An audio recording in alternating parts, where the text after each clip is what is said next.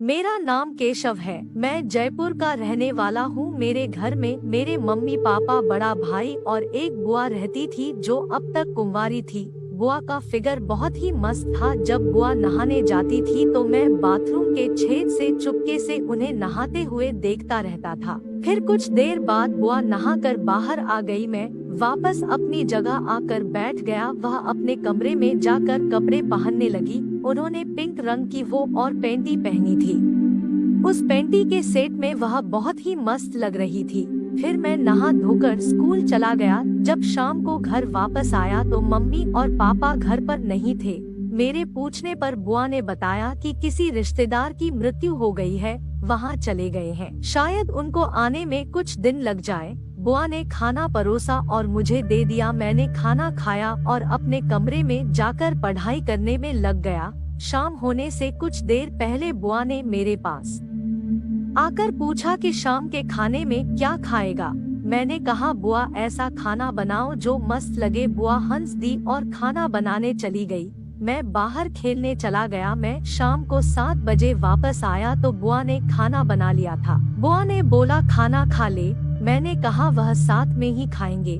बुआ ने कहा मैं तो नहाने के बाद खाऊंगी। मैंने कहा ठीक है, आप आ जाओ फिर साथ ही खाएंगे। तब बुआ बोली ओके, मैं नहाने जा रही हूँ। बुआ नहाने चली गई और बाथरूम का दरवाजा बंद कर लिया। दरवाजा बंद होते ही मेरी आंख बाथरूम के उसी छेद में लग गई। थोड़ी देर में बुआ नहाकर कपड़े पहनकर बाहर आने लगी। मैं वहाँ से हट गया। वह अपने कमरे में चली गई। फिर बुआ ने कहा खाना खा ले क्या। मैंने कहा बुआ आप बुरा ना मानो तो आज मैं थोड़ा एंजॉय कर लूं।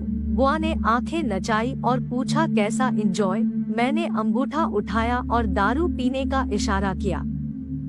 वह हंस दी और बोली तू पीता भी है। मैंने हंसकर कहा कभी मौका मिल जाता है तो मजा कर लेता हूँ। बुआ बोली बाजार जाएगा क्या। मैंने बुआ से कहा नहीं, पापा की दारू की बोतल में से हम दोनों थोड़ी टेस्ट कर लेते हैं, उनको क्या पता चलेगा। यह कहकर मैंने उनको भी लपेटने की कोशिश की थी। बुआ हंस दी और बोली ज्यादा नहीं लेंगे, कहीं नशा वशा हो गया तो दिक्कत हो जाएगी। मैंने उत्साहित होकर कहा बुआ बस 2 पेग ही लेंगे, 2 पेग से कुछ नहीं होता है। मैं अभी लाया, आप जरा गिलास और नमकीन का इंतजाम करो। फिर मैं पापा की दारू की बोतल ले आया। तब तक बुआ ने टेबल पर 2 गिलास और साथ में आइस रख दी थी। एक प्लेट में भुने हुए काजू भी रख लिए थे। मुझे देखकर आश्चर्य हुआ कि बुआ को दारू लेने के बारे में सब कुछ मालूम है। मैंने 2 गिलासों में दारू डालकर पैक बनाए। मैंने बुआ का गिलास थोड़ा ज्यादा हार्ड बना दिया। हम दोनों ने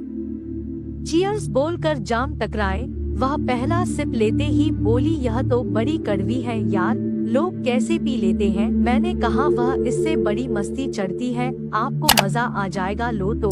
मैंने बुआ को जबरदस्ती शराब पिला दी। फिर हम दोनों थोड़ी देर इधर उधर की बातें करने लगे। मैं बुआ से बोला बुआ शादी कब कर रही हो, अब तो आप पूरी जवान हो गई हो। बुआ मस्ती में बोली तुझे कैसे मालूम है कि मैं जवान हो गई हूँ। मैं शर्माते हुए बोला आपको देखकर ही लगता है। फिर बुआ ने गिलास से सिप लेते हुए कहा हाँ करेंगे जल्दी ही।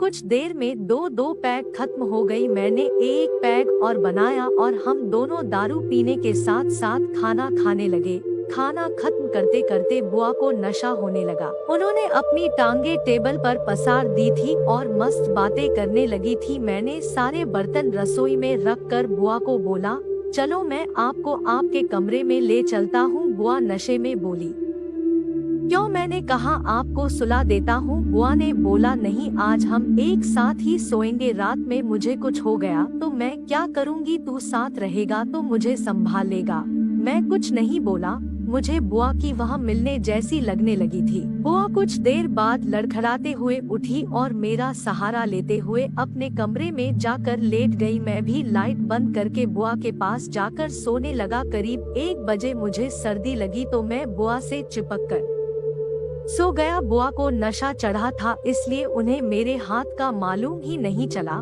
फिर मैंने लाइट ऑन करके देखा तो मेरा दिमाग खराब हो गया। अब बुआ की सांसें तेज चलने लगी। मुझे लगा कि बुआ जागी हुई है लेकिन वह भी मजे ले रही है। मैंने देखा कि बुआ ने अपनी आंखें खोल दी थी। मुझे एक पल के लिए तो थोड़ा डर लगा लेकिन वह मेरे साथ देने लगी। वह सब करके बाद हम दोनों सो गए मस्त।